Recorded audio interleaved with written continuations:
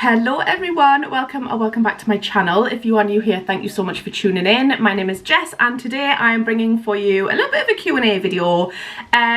Since I've been on my solo holidays, I get loads and loads of questions about going away solo, how I feel safe, like just certain like aspects of it. So I thought I'd do a little Q&A, but I am in no way, shape or form an expert on this. You know, there are people who go like solo traveling for like a year at a time and things like that. But in terms of like solo holidays, I think they're like, I think they're a little bit less common, but they are starting to come back on the rise for women to go on holiday solo. Like I say, I am by no means an expert whatsoever. I've been on two holidays on my own. I do plan to do more, but I just thought with the questions that I have been asked over the last few weeks, do a little Q&A.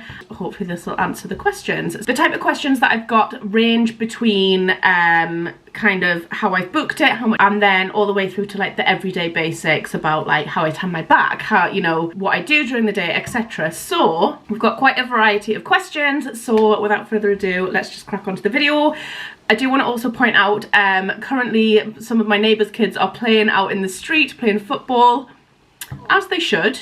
I feel like it's more of a rarity that you see kids playing out on the streets these days, so I'm all for it. But if you do hear some noises, some yelling, some screaming, it is them playing football.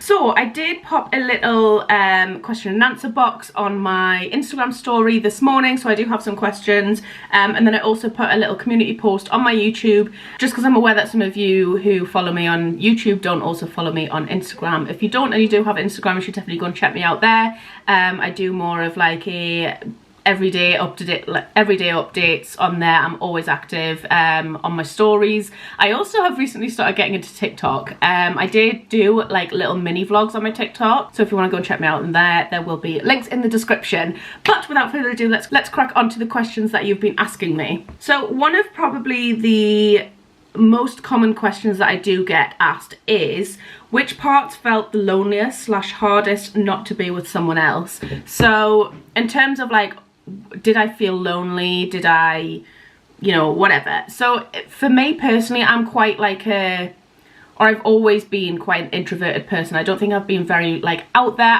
I am more so now. I think like a bit more of an extrovert, but in terms of like getting lonely, I think especially over lockdown and things, I've just gained this self-confidence that like I don't feel like I need anyone. I think it's reflected very much so on lockdown and things, the fact that I do live alone or with my cat, who's currently sat having a little snooze, is Warbilly. I was very much on my own during lockdown and things, so I kind of feel like that has contributed towards being a little bit more independent. I wouldn't say that like any of it was hard particularly. I think if you give yourself enough activities and enough things to do, I don't think you'll find it particularly difficult being on your own. I think the only kind of, I wouldn't say it was even difficult, but the only thing I really kind of noticed about being on my own is eating alone, so being in restaurants and also navigating airports and things, which is another question which does come up. But things where basically, I think in terms of like the restaurants and things, it's more sort of like, it's sort of, people don't actually bat an eyelid when you want to eat alone. Nobody seems to notice that you're eating alone. The only thing I think that does draw attention to the fact that I'm eating alone is the fact that I vlog it and I take a camera with me, and I'm sitting basically on a date with a camera. So I think that's kind of the only thing that maybe draws attention and makes me feel maybe a little bit self-conscious, but then at the same time I just think, well, I'm probably only going to see these people once. So I think that's about it in terms of feeling self-conscious and things being difficult. Next question, actually we'll stay on the restaurant topic. So somebody's asked, how do you make sure the restaurant doesn't clear away your food if you need to go to the toilet? Niche question. However, my auntie on my mum's side, who used to go on holiday on her own all the time, has apparently had this problem as well before. I guess I've never had that issue. I've never had to use the toilet whilst being at a restaurant. However, I imagine just tell the waitress. Just tell the waitress who's serving you, just say, I'm going to the toilet, do you mind, I'm just on my own, do you mind just not clearing my stuff away, I'm not done with it yet. Or I would probably hold it in until I'd finished eating. I guess. You hear the kids. But yeah, just again, communication. Just talk to your waitresses, say I'm here on my own. They probably know that you're here on your own anyway, but just say I'm going to the toilet, I'm not done with my meal. It's as simple as that. Okay, so is navigating the airport and the flights scary on your own, especially on the return? So the way I kind of viewed this was I have to navigate them regardless of whether I'm with someone or without someone. You just don't have the, what is the word? It's you don't have the ability to kind of fall back and rely on someone else to work out what's going on. You have to do it for yourself, and majority of places there is an English translation of the signs. So, and if not, again, you know, communication, find a staff member, say this is where I need to be, how do I get there? For me, throwing myself into these situations has meant that, like, well, I have to navigate them, otherwise I'm not going home, or, you know, I have to find my way to the transfer, otherwise I'm not going to get to the hotel. So I guess not panicking about it, so like just thinking, okay, so I've got on my, it says on the email that like the directions to the bus transfer, that's where it's going to be, and you just go. It's not like especially these things aren't meant to trip you up either, so like it is literally no different to going with someone else, other than the fact that you can't rely on somebody else to be working out what you're doing. You just have to do it for yourself. So I got quite a lot of questions about do I ever feel unsafe, how do I keep myself safe, things like that. And I guess safety obviously is like a massive thing when it comes to traveling solo. You need to make sure that like you are keeping yourself safe and not like putting yourself in situations which you think potentially could lead to something bad happening. In terms of keeping myself safe, I like to preempt what I'm going to be doing. So before I go on holiday, I always look on a map and see where the hotel is. I see how far it is from the beaches, how far away it is from like other places that I want to be or want to explore, and I just have a little look, and so I know where I'm going on the day, so I'm not wandering without an aim, or wandering aimlessly. It's the same thing. I mean, sometimes I do end up wandering. However, one thing that I do is that I put on my maps on my phone, I'll always have the destination set to my hotel, so no matter where I go, my maps is always going to be leading me back to the hotel. So no matter where I end up, if I just look at my phone, okay, so I need to go around this way to get back to the hotel. So that's one way that I keep myself kind of safe in that sense. In terms of like going for food and things, I always have a look and see what restaurants are about. And then like I'll write down a couple on the notes app in my iPhone, and so then on a night, if I don't really fancy like walking around, or like if I'm not sure about where I'm gonna get my food, I know for a fact that there is a restaurant in X place. So it's kind of just like preempting where you're gonna go if you can't find somewhere, so that you know, for example, that there is definitely a restaurant that you can go to that you think you're gonna like because it's, I don't know, an Italian or whatever. A surprising question that I've had quite a lot is, how do I put sun cream on my back? So this was a dilemma that I didn't realise that I was gonna have when I went to Ibiza. So that was my first solo holiday, and basically for the first little while I had to act like a contortionist. I was in the bathrooms next to the pool, which had like a big mirror, and it was all like open and whatever, but I could kind of see where I was going. Somebody thankfully offered to rub it in for me one time, but then I cottoned on. I was like, right, I'm not getting the full coverage that I need, so I went and bought an aerosol, and basically game changer. Aerosol sunscreen is definitely the way to go, because you can literally just direct it like that, and it'll get you back, get you back, and you're sorted. Aerosols, that's all you need. Again, in terms of safety, what do you do with your phone / other valuables when swimming, keeping them safe?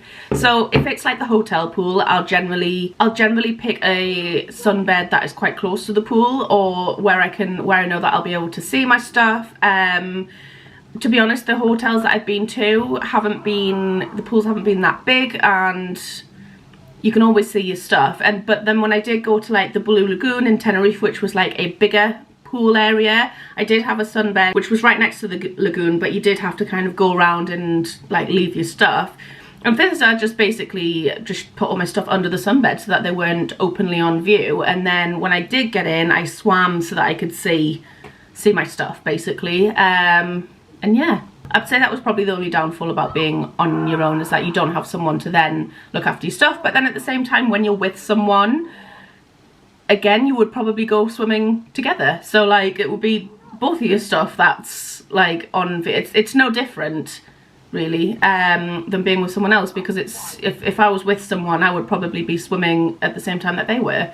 So yeah, it's the same rules essentially. Okay, taking one from YouTube. Okay, so someone's asked, how easy was it booking the holiday? So how did I book them? So in terms of booking, I've gone through 2 different routes for booking. I do want to try other ways of booking just to see what's easier for the long run. But my first trip to Ibiza, I booked all separately. I found flights on the Ryanair website which were ridiculously cheap. It was about £20 each way, plus obviously baggage and things, and I booked those, and then I found the hotel, and like I found it all at the same time, and then worked out that I could afford it and just booked it that way. So I booked the flight first, then I booked the hotel. I booked that through booking.com, and then the transfer I booked through Holiday Extras. So like I say, I did find everything all at once, so I knew that it all linked together before I started booking things, because I would hate to have booked a hotel and then realised that I can't actually get to it. So I made sure that there was a transfer available for the flight that I was getting on, and there was. And then for Tenerife, I just booked the whole thing through TUI, which I guess was a little bit easier in sense, like in the terms of like I didn't have to go and look for flights, I didn't go and have to look for the transfer, because it was all in one kind of thing. Whether I paid maybe a little bit more for that, I think I probably did. But at the time I couldn't find a holiday to Tenerife that I could book separately that was gonna work. One thing I would like to do was maybe try through an independent travel agent, see whether that's any different, or try an Airbnb. I don't know. Let me know what you think I should try, and maybe for the next one I will try it. Where is your next solo holiday? So the next holiday, I would probably say,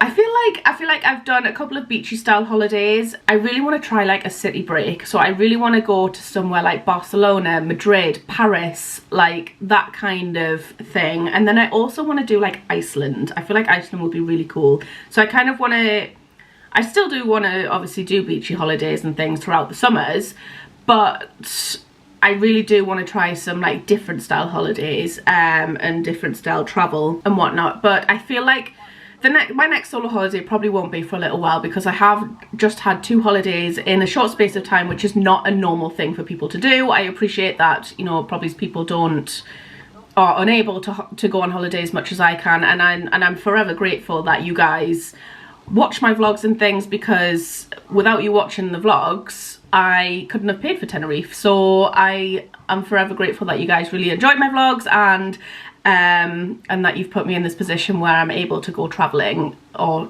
able to go on holiday. But I think, yeah, maybe it's a city break next. Maybe's. I feel like a city break. But let me know what you think. Let me know where you think I should go in the comments. I would love to know your input and find out what you think. Someone says, do you try and make friends or purposely have alone time? So I do actually get a lot of questions about, did I meet anyone? Did I make any friends? No, I don't really. I think that's just me though, because I feel like I'm not out there to make friends. I'm out there to explore and to have like, and just have a break basically. And I think one of the great things about going away solo is the fact that you are solo and you can do whatever you want to do, and you can just have that quality alone time that some people need. And yes, I'll talk to people. You know, in Tenerife I actually approached Zoe before finding out that she follows me on Instagram. So I actually approached her because we were on this boat that was really, really rocky, and I went up to go and get some water, and I was like, Jesus, this boat is really rocky. And then we started talking and things, and if I was in I think she's from Liverpool. If I was in Liverpool, I'd definitely text her and say, I'm in Liverpool, do you want to meet up? So like I would probably, in terms of that, yeah, I do kind of make friends, but then like I wouldn't go out of my way to like make friends, as it were. If it happens, it happens, but otherwise I would hate to think that I'm like imposing on someone else's holiday. I think on my Ibiza vlog somebody had said that they had this woman who was on a solo holiday like completely crash their holiday and was like clinging on for dear life. Like every day they would rock up at the hotel room, like Like, people need their own holidays, their own space. Yes, I talk to people. Yes, you know, if people want to, you know, I would leave it up to the other person to make a suggestion if they wanted to, like, meet up or go for dinner or whatever. But otherwise I'm quite happy doing things on my own. Okay, the last question I think I'm going to answer is about, it's just like a general pros and cons of solo travel. So I would definitely say that the pros of, actually no, we'll start with the cons because I want to end on a good note. So cons I would say include, if something does go wrong or whatever, you do literally have to deal with it yourself. But that is the same as if you were on holiday with someone else, but like you're just not relying on the, like, somebody has to deal with it, and at the end of the day that is you.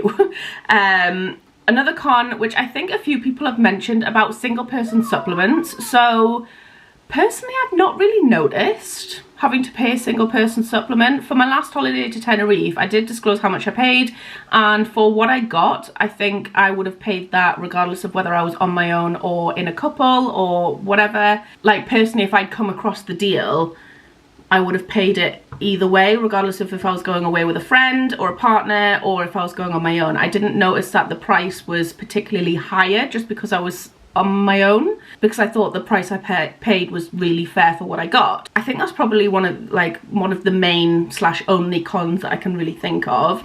But the bonuses for me completely outweigh it. So the pros, you can do whatever you want, whenever you want, however you want. There is no waiting around for anyone. There's no skipping breakfast because nobody got out of bed.